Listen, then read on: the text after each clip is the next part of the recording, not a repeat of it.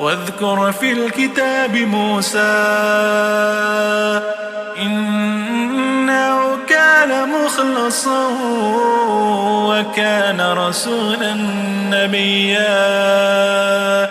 وناديناه من جانب الطور الأيمن وقربناه نجيا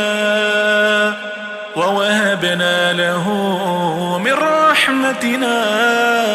أخاه هارون نبيا واذكر في الكتاب إسماعيل إنه كان صادق الوعد وكان رسولا نبيا وكان يأمر أهله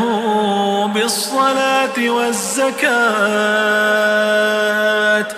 وكان عند ربه مرضيا